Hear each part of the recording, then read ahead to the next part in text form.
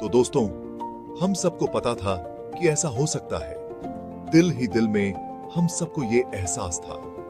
Donald J Trump 4 साल Oval office से दूर रहने के बाद इतिहास की किताबों में अपनी जगह बनाने में कामयाब रहे। 2024 का चुनाव अपने आप में एक मिसाल था, एकदम दमदार मुकाबला जो आखिरी वक्त तक चला।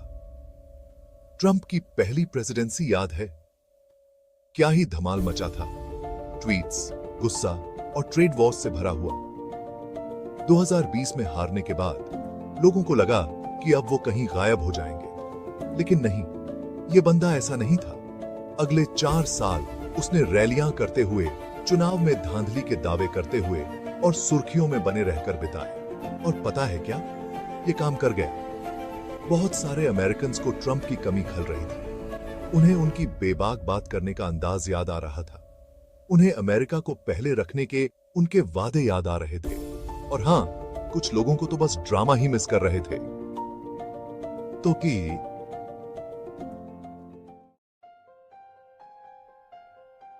ट्रंप का 2024 का अभियान कुछ जाना पहचाना सा लगा। ऐसा लग रहा था जैसे 2016 को रिवाइंड करके चला थिया गया हो।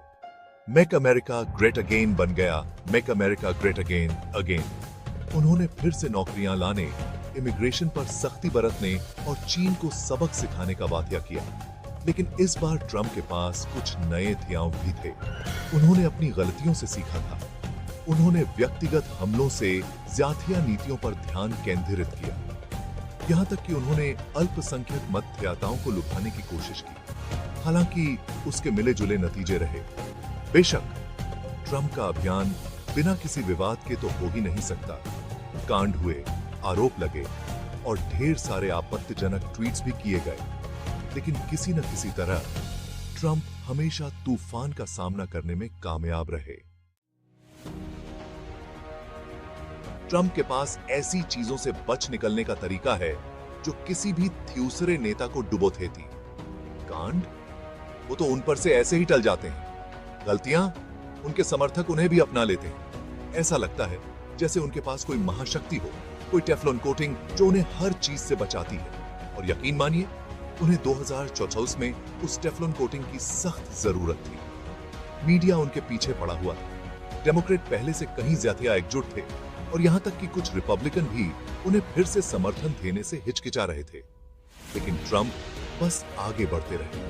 उन्होंने एक के बाद एक रैलियां की, अपने समर्थकों में जोश भरा और किसी तरह इतने सारे अनिर्णीत मतदाताओं को मना लिया कि वे उन्हें एक और मौका दें।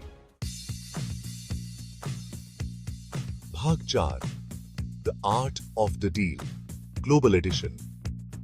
थियोनिया के मंच पर ट्रंप और मोदी। चलिए अब बात करते हैं इंडिया की। ट्रंप और भारत के प्रधानमंत्री नरेंद्र मोदी के बीच हमेशा से एक दिलचस्प रिश्ता रहा है। थियोनो ही मजबूत नेता हैं, थियोनो ही लोकप्रिय हैं और थियोनो को ही बड़ी बड़ी रैलियां करना पसंद है। यहां तक कि उन्होंने थियो 2019 में टेक्सास में एक संयुक्त रैली भी की थी, जो देखने में किसी छोटे शहर जितनी बड़ी थी। ट्रंप के पहले कार्यकाल के थियोरान अमेरिका और भारत पहले से कहीं ज्यादा करीब आ गए थे। उन्होंने रक्षा सहयोग को बढ़ावा दिया, व्यापार समझौतों पर हस्ताक्षर किए और यहां तक कि चीन और आतंकवाद जैसे मुद्दों पर भी साझा आधार तलाशा। लेकिन सब कुछ इतना आसान भी नहीं था। व्यापार को लेकर ट्रंप और मोदी के बीच अनबन भी हुई। ट्रंप ने भारतीय सामानों पर टैरिफ लगा दिए और मोदी ने भी अपने टैरिफ के साथ पलटवार किया। यह एक क्लासिक ट्रंप ट्रेड वॉर था, जिसमें खूब बोल बचाओ और धमकियां थीं। भाग 5, एबडिंग ब्रोमिन्स, अमेरिका भारत संबंधों को मजबूत बनाने वाला निजी तालमेल। व्यापारिक तकरार के बावजूद ट्रंप और मोदी वास्तव में एक दूसरे को पसंद करते थे। उनके बीच अच्छी निजी केमिस्ट्री थी, जो अंतरराष्ट्रीय संबंधों में बहुत मायने रखती है। वे एक दूसरे को थियोस्ट कहते थे, सार्वजनिक रूप से एक दूसरे की प्रशंसा करते थे और तोहफे भी देते थे।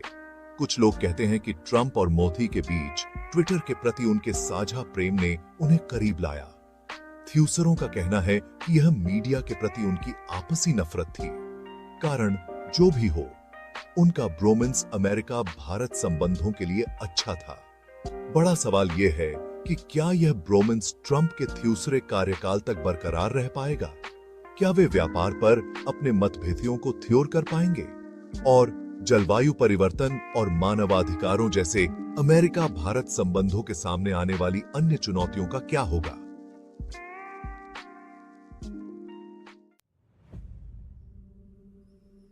भाग 6 the future of N alliance, Trump का तीसरा कार्यकाल और उसके बाद ही। तो लीजिए दोस्तों, हम यहां हैं। ट्रंप व्हाइट हाउस में वापस आ गए हैं। थियोनिया देख रही है, सोच रही है कि वह आगे क्या करेंगे। क्या वह वही पुराने ट्रंप होंगे, आवेगी, अप्रत्याशित, तूफान खड़ा करने वाले, या फिर वह एक अलग ट्रंप होंगे, एक अधिक परिपक्व और अनुभवी नेता? यह तो समय ही बताएगा। लेकिन एक बात तो पक्की है, ट्रंप का तीसरा कार्यकाल बिल्कुल भी उबाऊ नहीं होगा। और मोदी के साथ उनके रिश्ते पर, हाँ, यह एक ऐसा रोमांस है जिस पर मैं अपनी नजर बनाए रखूंगा।